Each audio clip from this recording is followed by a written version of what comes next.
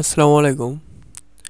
আজ আমরা present indefinite tense সম্পর্কে আলোচনা করব, অর্থাৎ প্রেজেন্ট ইনডিফিনাইট টেন্স কাকে বলে এবং এগুলো আসলে আমরা কিভাবে চিনব যেটা প্রেজেন্ট ইনডিফিনাইট টেন্স। আজ আমরা সেটি দেখব।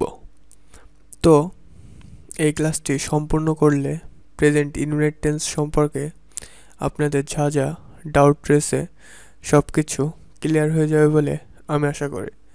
তো প্রথমে প্রেজেন্ট ইনডিফিনাইট টেন্স কাকে বলে?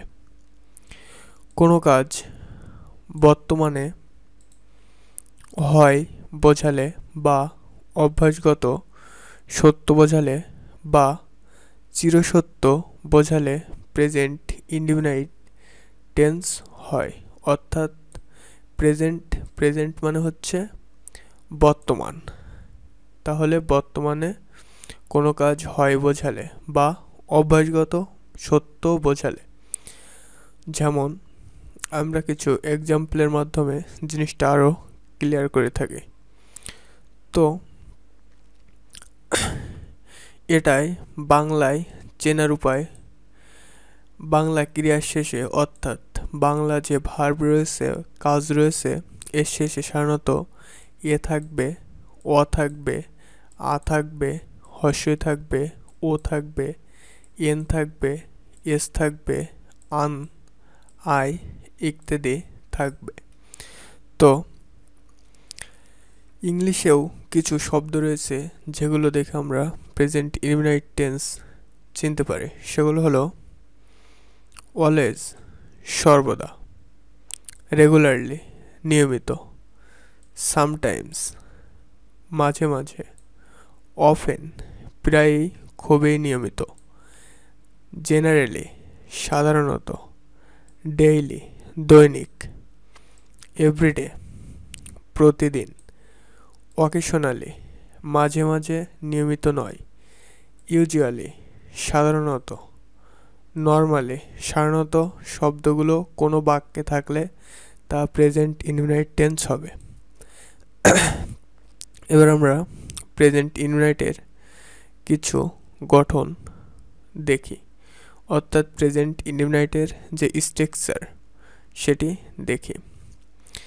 তো প্রথমে subject plus main verb plus object. মূল ভার্বের প্রেজেন্ট ফর্ম ব্যবহৃত হয়, তবে সাবজেক্ট কর্তা থার্ড পারসন সিঙ্গুলার নাম্বার হলে মূল ভার্বের শেষে এস বা ইএস যোগ করতে হয়। তো এগুলো আমি জানি যে আপনাদের মাথায় এখনো পর্যন্ত কিছুই যায়নি। তো এবার আমরা এক্সাম্পল দেবো আর জিনিসগুলো খুব সুন্দরভাবে বোঝাবো। তো আমি ভাত খাই, তো আমের ইংরাজি আই, এবং ভাতের ইংরাজি কি ইট, এবং ভাতের ইংরাজি রাইস, এবং ইট হচ্ছে খাওয়া। তো আমি ভাত খাই, এর ইংরাজি আই ইট রাইস। তো আই ইট রাইস, এখানে ইট, এই যে ইটটা দেখে আমরা সাধারণত প্রেজেন্ট ইনডিফিনাইট টেন্সটি দেখব। তো সেটি হচ্ছে ইট কি মেইন ভার্ব। তো প্রথমে সাবজেক্ট রয়েছে, তারপরে কি মেইন ভার্ব ইট, তারপরে object rice. So I eat rice, এটি কি একটি প্রেজেন্ট ইনডিফিনাইট টেন্স। তো আমরা আরও কিছু উদাহরণ দেই। আমি স্কুলে যাই, তো আই গো টু স্কুল, এখানে subject I, main verb go, আর টু স্কুল হচ্ছে অবজেক্ট। তো এটি একটি প্রেজেন্ট ইনডিফিনাইট টেন্স। বাংলা ক্রিয়ার শেষে হর্ষই রয়েছে, তো এই হর্ষইগুলোও, এই যে হর্ষই, এই হর্ষইগুলোও কি প্রেজেন্ট ইনডিফিনাইট টেন্সের অংশ। তো এটি একটি প্রেজেন্ট ইনডিফিনাইট টেন্স।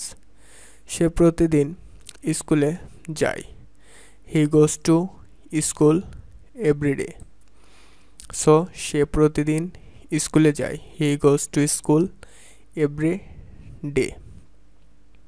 তো এখানে হি হচ্ছে কি সাবজেক্ট, গোজ হচ্ছে কি ক্রিয়া অর্থাৎ ভার্ব, মেইন ভার্ব, আর টু স্কুল এভরিডে এগুলো হচ্ছে কি সব অবজেক্ট। তো এটিও একটি প্রেজেন্ট ইনডেফিনিট টেন্স। তারপরে আরও রয়েছে তুমি বই পড়ো, ইউ রিড এ বুক। সে প্রতিদিন রাত 10টায় ঘুমাতে যায়, he goes to bed at 10 PM everyday. সূর্য পূর্ব দিকে উদিত হয়, the sun rises in the east. পানি 0 ডিগ্রি সেন্টিগ্রেডে জমাট বাঁধে, water freezes at 0 degree centigrade. এবার আমরা কিছু নোট দেখি। Subject third person singular number, he she it, so এগুলো থার্ড পারসন। তো পারসন করলেই বুঝে যাবেন যে থার্ড পারসন ফার্স্ট পারসন এগুলো কি। কোনো ব্যক্তি বস্তু জায়গা বা প্রাণীর নাম বোঝালে ভার্বের শেষে এস বা ইয়েস বসে, অর্থাৎ কোনো ব্যক্তি বস্তু জায়গা বা প্রাণীর নাম বোঝালে ভার্বের শেষে এস বা ইয়েস যুক্ত হয়। তো ফার্স্ট পারসন কি কি, এখানে যে পার্সনের নাম বলেছে ফার্স্ট পারসন। পার্সন 3 প্রকার, ফার্স্ট পারসন, সেকেন্ড পারসন এবং third person. First person I এবং উই, সেকেন্ড পারসন ইউ এবং your, third person he she it they আরও রহিম করিম ইত্যাদি। সো আশা করি প্রেজেন্ট ইনডিফিনিট টেন্স এটি কিভাবে চিনতে হয় সেটি খুব ভালোভাবেই বুঝে গেছেন। তো এভাবে প্রেজেন্ট ইনডিফিনিট অর্থাৎ প্রেজেন্টের যে 4টি টেন্স এবং পাস্টের যে 4টি টেন্স এবং ফিউচারের টোটাল 12টি টেন্সের প্রত্যেকটির জন্য আলাদা আলাদা ভিডিও দেওয়া হয়েছে। তো এই টোটাল 13টা ভিডিও দেখলে আপনারা টোটাল টেন্স সম্পর্কে ধারণা পেয়ে যাবেন। আর টেন্স না হলে গ্রামারের কোনো অংশই সম্ভব না।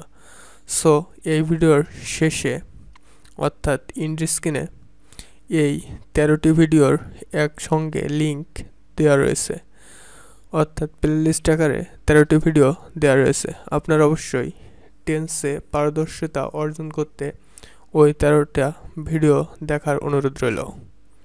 আসসালামু আলাইকুম, থ্যাংকস এভরিওয়ান।